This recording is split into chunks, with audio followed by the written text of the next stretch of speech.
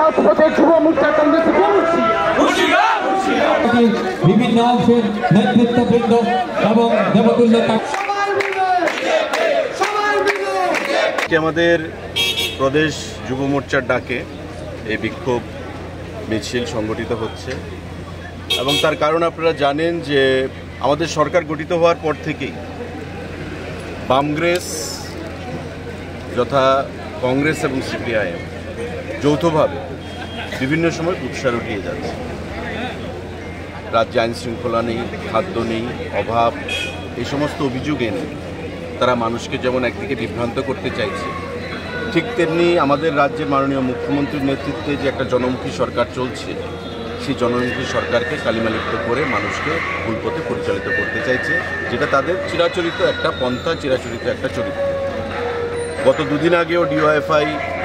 রাজ্য কমিটি আমাদের দল, আমাদের সরকার সম্পর্কে কুৎসা রটিয়েছে এবং রাজ্যে অরাজকতা চলছে, খাদ্য নেই, মানুষের মধ্যে বেকারত্ব, সমস্ত কিছু একটা নেগেটিভ ওয়েতে তারা সবসময় যেভাবে প্রচার করে অভ্যস্ত, সেই জিনিসটাই তারা করছে। তারই প্রতিবাদে আমাদের প্রদেশ যুব মোর্চা, এখানে মাননীয় সভাপতি আছেন বিধায়ক সুশান্ত দেব মহোদয়, প্রদেশ যুব মোর্চার অন্যান্য নেতৃত্বরা আছেন, তাদের নেতৃত্বে আমাদের গর্জমান মিছিল আগরতলার বিভিন্ন পরিক্রমা করবে, জানান দেবে। কারণ আপনারা জানেন যে ইতিমধ্যে আজকে দেশের লোকসভা নির্বাচনের ৭ম দফা সেখানে চলছে এবং কিছুক্ষণ পরেই সেটা সমাপ্ত হবে। কিছুক্ষণের মধ্যে এক্সিট পোল আসবে সারা দেশে এবং আগামী ৪ তারিখ সারা দেশে কোন দল সরকার করবে, ভারতবর্ষের মানুষ আবার কাকে বেছে নেবে,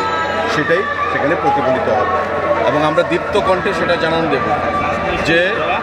আগামী ৪ তারিখ যে লোকসভা নির্বাচনের ফলাফল বেরোচ্ছে, তাতে মোদিজির নেতৃত্বে